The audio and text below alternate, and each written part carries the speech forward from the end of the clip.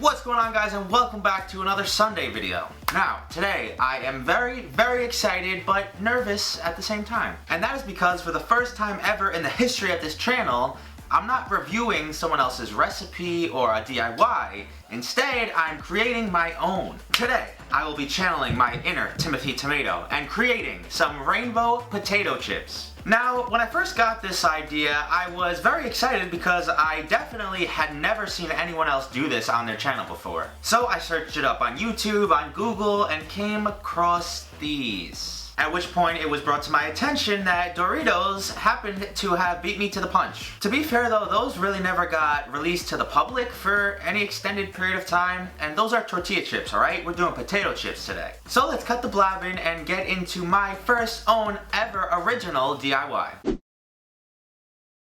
So guys, obviously, if we're gonna be making homemade potato chips, we're gonna need some potatoes. And when I was researching which potatoes are the best to make homemade chips, and combining that knowledge with what has a white center so it will absorb the color the best, I decided to pick these Andrea Russet potatoes. Oh boy, corniness at its finest.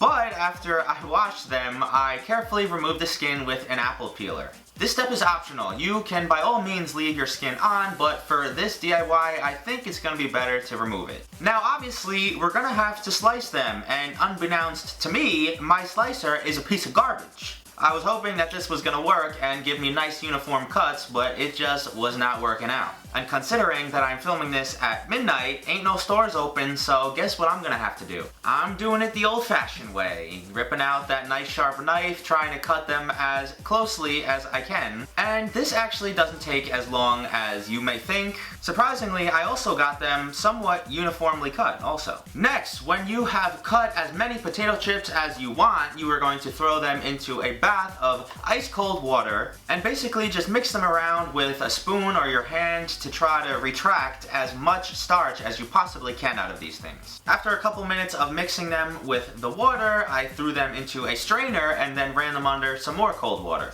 And finally, this is where the color comes into play. In 6 different bowls, I threw in a few cups of ice cold water and then between 12 and 15 drops of food coloring. I did red, green, blue, yellow. I tried to combine some of those colors to make a nice orange and a nice purple. Of course, you can do whichever colors you like, maybe a nice vomit green or a blood red. It's up to you. Now we can subdivide up our chips into 6 different piles and then throw them into each one of our colors. You're also gonna want to throw in a couple teaspoons of salt in the water and mix that around until it dissolves. Give them a nice mix and spread them out so every side of the chip is exposed to the color. But, of course, this is where I thought I was gonna run into some issues. About 20 minutes later, I came back to the chips and they had absorbed little to no color at all, which of course got me a little nervous, so I threw in a couple more drops of food coloring in each one and then set them aside for a little bit longer.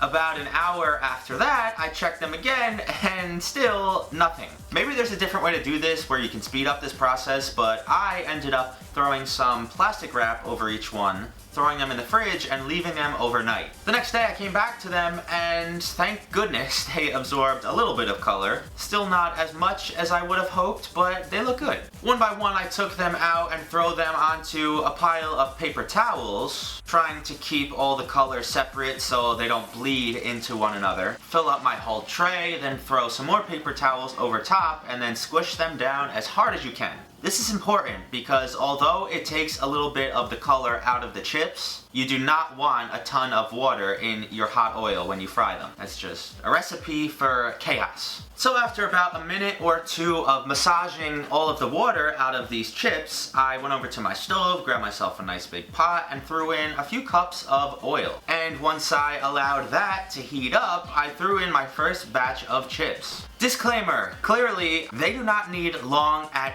all. They're so thin and the oil's so hot, I would say maybe 30 to 45 seconds on both sides max. And once I got all 6 of my colors cooked up, I threw them onto some paper towels again to let some of the oil strain off. Threw them all together in a nice plate and I am kind of satisfied with these. Just like the rainbow bagels, some of the colors kind of got lost. The green kind of turned into a turquoise. For the most part, I can't really complain about these.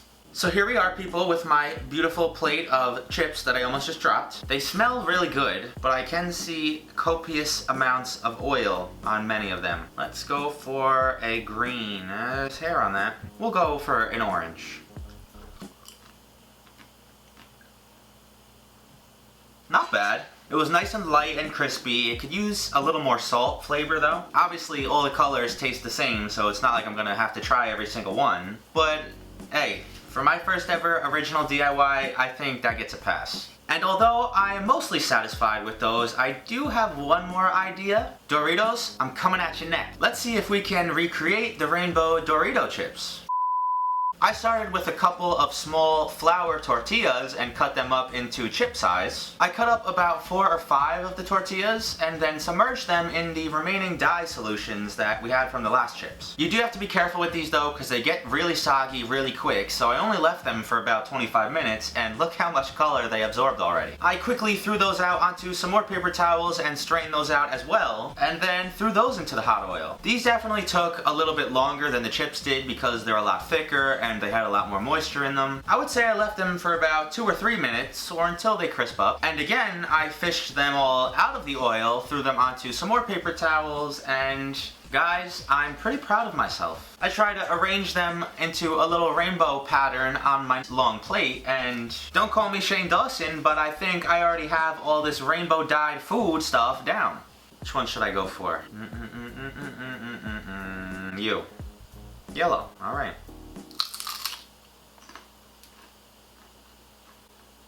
Oh my Lanta.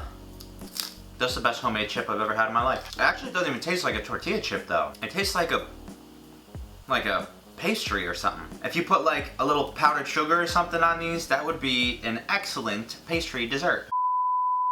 Hope you guys enjoyed this DIY. If you did, smash a like on this one for me. Now I asked for 5,500 on the last Thursday video, and I'm pretty sure we already hit that. So can we hit 6,000 on this one? I believe in you. Let's do it. Let's band together. We can do this. I should be running for president. But if you guys have any more suggestions for DIYs that you want me to review or try out myself, let me know down in the comments or send it to me on Instagram or Twitter. The links for those will be down in the description as always. And have an absolutely awesome beginning of your week, especially if you're about to start school or you already have. I'll be praying for you. But I'll see you next Thursday, guys. Peace.